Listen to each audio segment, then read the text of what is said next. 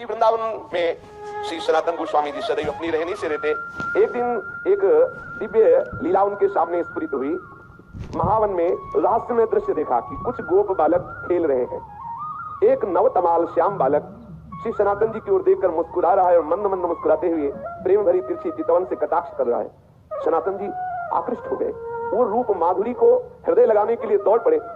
जो सामने एक दिव्य लीला स्फुरित हुई, देखा कि बहुत से गोप सखाओं के साथ श्री लालजू महाराज खेल रहे हैं।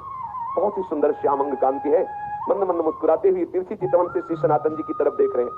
विवश होकर भाग पड़े उनको हृदय से लगाने के लिए। जो ही नजदीक पहुंचकर हृदय लगाने की चेष्टा की तो अंतर्धान हो गए।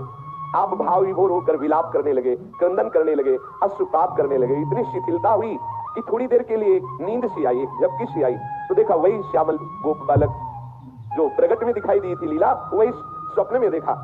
और वो कह रहा है, तुम मुझसे मिलना चाहते हो? मैं मथुरा में श्री परशुराम जी चतुर्वेदी के घर में रह रहा हूं। अब तुम मुझको अपने साथ ले लो, वहां जाओ और वहां से मुझको अपने साथ ले लो। तत्काल ही सनातन जी की वो निद्रा टूटी। आप प्रातः काल होते ही मधुकरी के निमित्त श्री परशुराम जी चौबे के आवास स्थान पर पहुंचे। वहां आपको उस बालक का श्री ठाकुर श्री मदन मोहन के रूप में दर्शन हुआ। जब उस घर में पहुंचे तो सुंदर सिंहासन पे श्री मदन मोहन ठाकुर जी विराजमान थे। यही दृष्टि की तो वही बालक जो महावन में गुप्त सखाओं के साथ खेलते देखा, जो स्वप्न में आदेश देते देखा, वही देखा कि ठाकुर मदन मोहन जी के रूप में वो विराजमान है। ओहो, ये तो ठाकुर मदन मोहन जी हमारे साथ ऐसी लीला कर रहे थे। आप एक तक दर्शन करते हुए आसक्त चित्त हुए। आप वैसे तो एक दिन मधुकरी लाते और ठाकुर जी को अर्पित करके कई दिन तक प्रसाद रूप से उसको पाते, फिर कई दिन बाद मधुकरी को दाते। लेकिन मदन मोहन जी के दर्शन के लोभ से आप प्रतिदिन उसी घर में जाने लगे माधुकरी के लिए। और मदन मोहन जी के दर्शन करते और घंटों खड़े दर्शन करते हुए अश्रुपात करते रहते।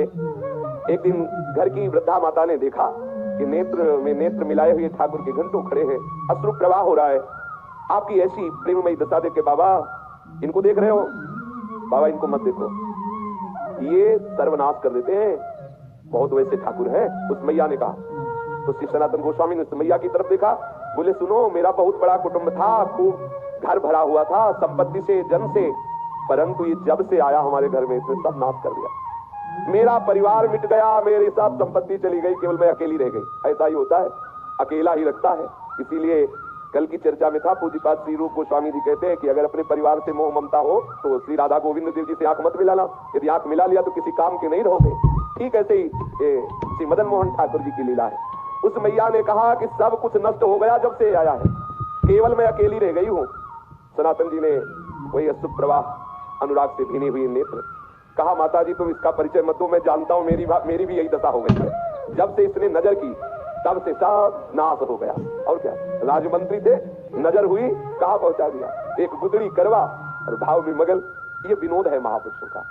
समस्त मलिनता माया की जो हमें घेरे हुए है, जब ठाकुर का कृपा कटाक्ष होता है तो उससे बिलक करके अपनी लीला में प्रवेश दे देते हैं, जो चिदानंदमयी है, जो एक रस लीला है। ये परिवर्तनशील जगत की मोह ममता का नाश एकमात्र इनकी कृपा की ओर से होता है। जब से इनसे प्रीति की तब से मेरा सर्वनाश हो गया, श्री सनातन जी ने कहा। इसलिए नाश का अब तो कोई भय रहा नहीं, कोई बचा ही नहीं तो क्या भय। मेरे निकट जो भी था अब वर्तमान में कुछ नहीं रह गया है। ये किसी की नजर का चमत्कार है। वृद्धा ने कहा, तो भी तुम इसकी तरफ देख रहे हो? देखो तुम्हें पसंद आ गया क्या? बोले तो पहले से ही हम राजी हैं इसके नेत्रों में, पहले ही बिक चुके हैं। तो मैं तो वृद्ध हो चली हूं और मैं सोच भी रही थी कि अब इसकी सेवा कौन करेगा मेरे बाद, क्योंकि परिवार में तो कोई बचा नहीं। देखो इससे कोई ये मत समझ लेना कि ठाकुर से प्रेम करोगे तो तुम्हारा परिवार नष्ट हो जाएगा, ऐसा नहीं। इसका आंतरिक रहस्य है। जब से मदन मोहन जी पधारे तो एक एक करके अपने धाम भेज दिया।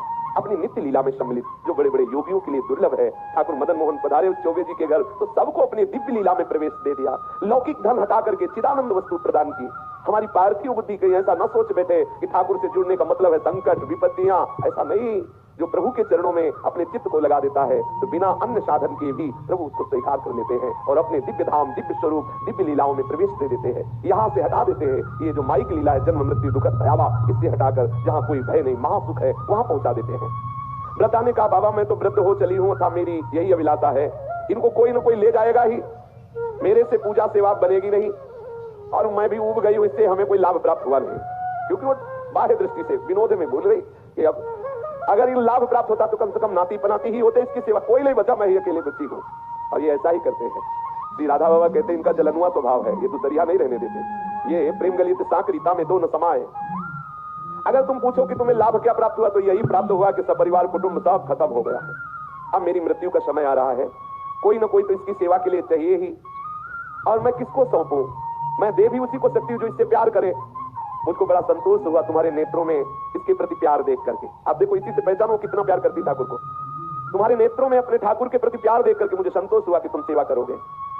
देखो, अपने नेत्रों से मैं इन्हें ओझल नहीं होने देना चाहती, परंतु बाबा अब मेरा शरीर बूढ़ा हो गया है, अब मेरे से सेवा का ये कार्य हो नहीं सकता, और बिना सेवा के ठीक नहीं है, इसलिए इनको तुम ले जाओ।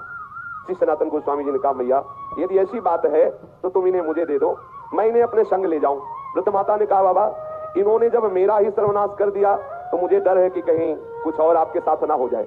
बाबा ने कहा कि मैया हानि वाला कुछ रह ही नहीं गया है हमारे साथ, जिससे हानि होगी वो कुछ रह ही नहीं गया है, क्योंकि उन्होंने मेरा तो पहले ही सर्वस्व छीन लिया है।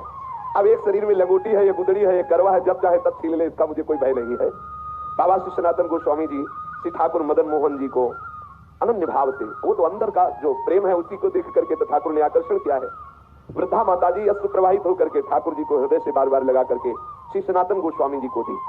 सनातन गोस्वामी अत्यंत प्रसन्न होकर, मानो महानिधि है भी महानिधि, अब जिनको ऐसे ठाकुर लाड़िले प्राप्त हुए हो तो उनको कितना सुख।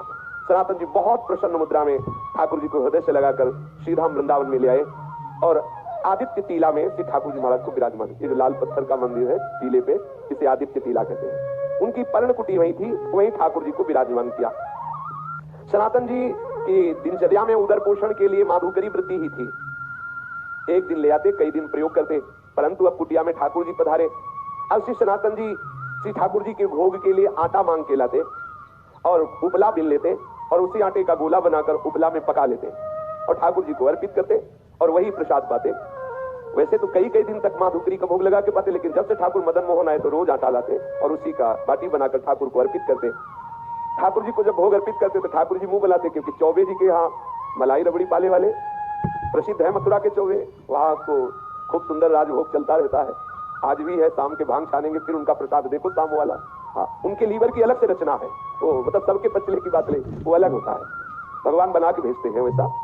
हमने तो सुना है, देखा तो है, लेकिन 2-2.5 किलो रबड़ी कोई ज्यादा नहीं है, ऐसा सुना है ये है। हाँ, ऐसा सुना है कि वो जब भांग चली होती ना, 2-2.5 किलो ऐसा अमृत सुना। तो ठाकुर जी रबड़ी छानने वाले, अभी यहाँ सूखी बाटी, उसमें नमक भी नहीं। अब कुछ कह नहीं सकते, लेकिन मुंह बुलाते ठाकुर जी, जो ये से बाटी रखते ठाकुर। एक दिन हिम्मत करके ठाकुर जी, देख लो ये प्रेम का बल, जैसे कोई बच्चा डरता है ना बड़ों से, ऐसे ठाकुर जी डरते थे श्री सनातन गोस्वामी से। थोड़ा डरते हुए कहा, बाबा ये सूखी बाटी गले से उतरती नहीं है, आप ये जली जली बाटी हमको भोग लगाते हो, हमारा उधर भी काम नहीं कर रहा हो, गले से सरकती नहीं है। अरे इतना नमक तो डाल दिया कर, इतना नमक डाल दिया कर। श्री मदन मोहन जी के मुख से सुनकर के सनातन जी मुस्कुराए और बोले, देखो हमें महाप्रभु ने आदेश किया है कि वृंदावन वैराग्य से रहना। अब मैं समझ गया कि आप मुझे फिर फंसाना चाहते हो। चटोरा स्वभाव है आपका, वैसे ही बाल्यपन से चटोरा स्वभाव। कभी यशोदा मैया के द्वारा दिए हुए माखन से तृप्त नहीं होते थे, जब तक 10-20 घरों से गोपियों के यहाँ जाकर के बाल लीला करके 10-20 घरों से नहीं पाते। तो हमें पहले से पता है आपकी चटोरा स्वभाव है, और वैसे भी चौबे जी के यहाँ भोग लगता रहा, लेकिन ये बात समझ लो कि यहाँ ये व्यवस्था नहीं हो पाएगी। आज आप कह रहे हो कि थोड़ा सा नमक मांग के लाना, फिर कहोगे बाबा नमक तो हो गया, अगर थोड़ा घी में डुबोगे तो गला सीज जाएगा, फिर कहोगे बाबा थोड़ा मीठा बूरा मिला दो, तो हम इसी चक्कर में कहां तक व्यवस्था करेंगे। कभी तुम घी कहोगे, कभी बूरा कहोगे, तो इसलिए महाराज मैं तो महाप्रभु की आज्ञा के अनुसार ही रहूंगा वैराग्य से। और आप ये जो मांगे रख रहे हो, ये मांग आप अपना चाहो तो पूर्ण कर लो, हमारी तरफ से व्यवस्था होने वाली नहीं है, मैं वैराग्य पूर्ण ही रहूंगा। श्री सनातन गोस्वामी जी से ऐसा ठाकुर जी ने उत्तर सुना, तो उन्होंने कहा तो फिर मुझे आदेश देते हो कि मैं अपनी व्यवस्था कर लूं। ठाकुर जी ने, हाँ आप व्यवस्था अपनी कर लो, हमें कोई परेशानी नहीं है। ठाकुर जी प्रसन्न हो गए, ठीक है आप वैराग्य से रहो, हम व्यवस्था कर लेते हैं। श्री सनातन गोस्वामी जी ने श्री ठाकुर मदन मोहन जी को कह दिया कि आप अपनी व्यवस्था कर लीजिए। तो उसी समय मुल्तान देशवासी कोई रामदास जी नाम के कपूर परिवार के विशाल नौका में विविध रत्नों और सैंधव नमक, काबुल के मेवा इत्यादि भरी हुई, वैसे पहले यमुना जी से ही व्यापार आदि के लिए नौका यात्रा के द्वारा आना जाना होता था, तो वो आगरा जा रहे थे।